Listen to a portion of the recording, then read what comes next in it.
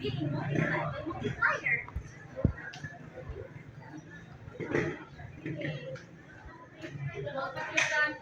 That's very good. How about that? So what do you do? Let's find it.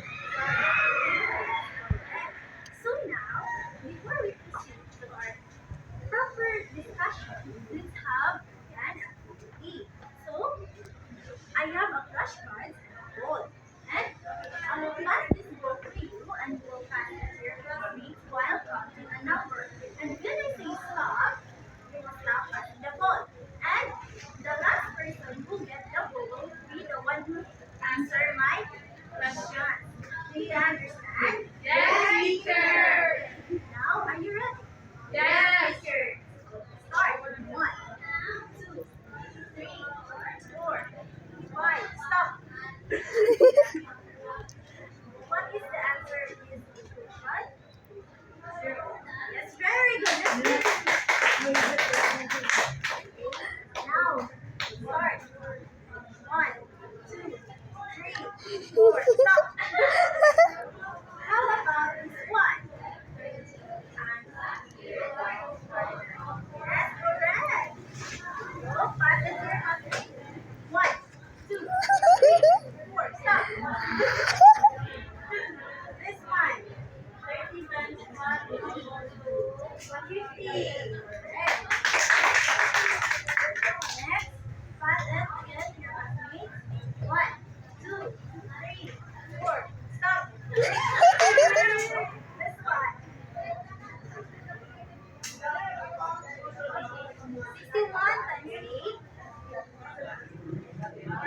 448. Yes, correct. The last one. You want to answer this one? Okay. Yeah. 224 times 12. 800.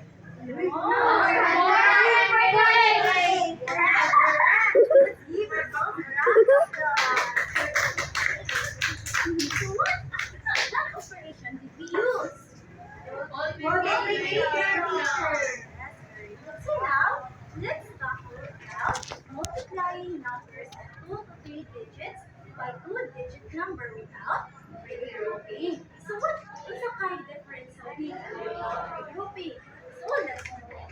So let's read regrouping. Multiplication of more than numbers, and this type of multiplication we need to take a carry over the next higher place value. How about the without regrouping?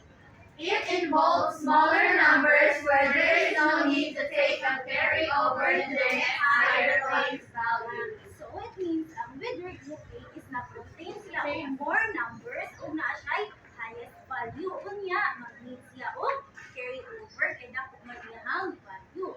While about the without regrouping is opposite sa with regrouping, which means dili na siya mag-lead og carry. So, yes, Inday? Ang carry over is when you multiply two numbers and if the answer is double digit, you need to either to carry over the first digit to the next number you will multiply. For example, this one. 28 times 5. What is 5 times 8? 40. No, 0. Bring down ang 0. Kaya hindi mo tanong ang carry over is mag-carry na sa ibabaw sa sunod na number na atong 8. Multiply. So, butang na to ang 4 sa ibabaw sa 2. So, next is multiply 5 times 4. 10. Naman tayo butang sa ibabaw. Ato siya? Divide. 40 na naman. 40. So, ang product is 140. So, mga niang masabot o carry over ka na mag-butang ka sa ibabaw. Okay, nasa-catch? Yes? Yes, teacher. So now, let's talk about regrouping. I have a problem. Please read the question. A shop sells 33 pens in a box and they sold 23 boxes. How many pens were sold in total? Okay. So, ang 33, ang 23 is ang number na given. So, ang 33 mo ay gitawag og Multiplicand. while the 23 is the Multiplier. So, these two numbers are both factors. Ganun gitawag siya factor.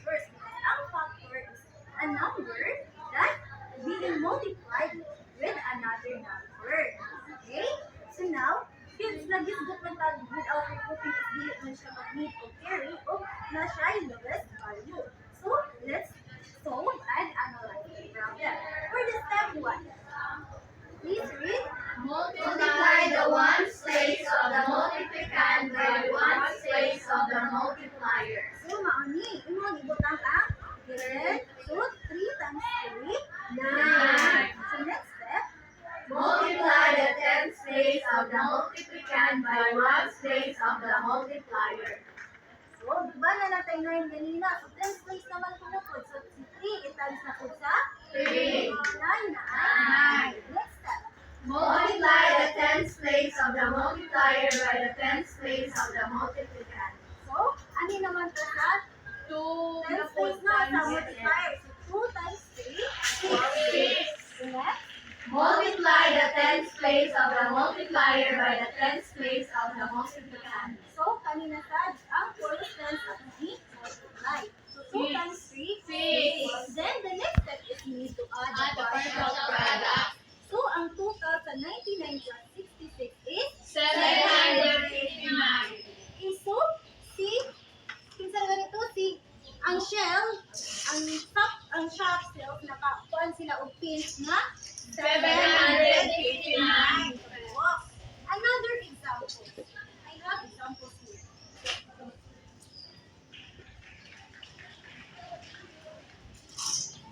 We were using 2 digits and 3 digits of the multiplicand. So, 2 times 8, 2 times 4, 8. How about 2 times 2? 4. 2 times 1? 2. 1 times 4? 4. 1 times 2? 2. 1 times 1? 1. So, ato ni siya? Add. 8. 8. 4. 1. Sina si ay? 1,488. So, as a review, what was our topic today? All about multiplication. With regrouping and without regrouping. So, what is the difference between grouping? Gusto mo kalainan nila? Yes? Regrouping teachers, I need to carry over the next higher place value. Without regrouping teachers, I dili na mag-need to carry over the next higher place value. Good, let's give her a round of applause. So now, I will give you a equation and I want one volunteer to answer na. Okay.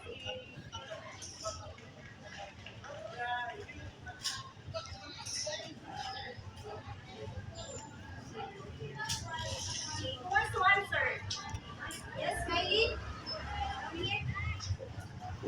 Okay.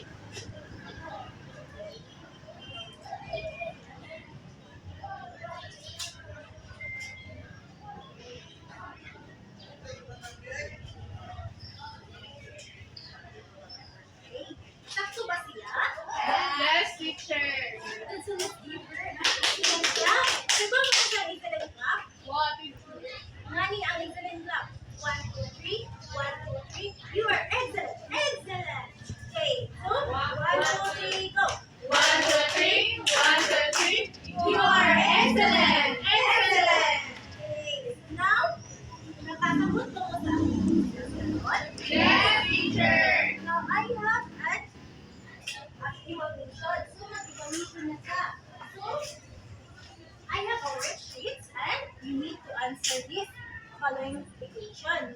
And you need to show your solution. Okay? Nakasagot? Yes, teacher.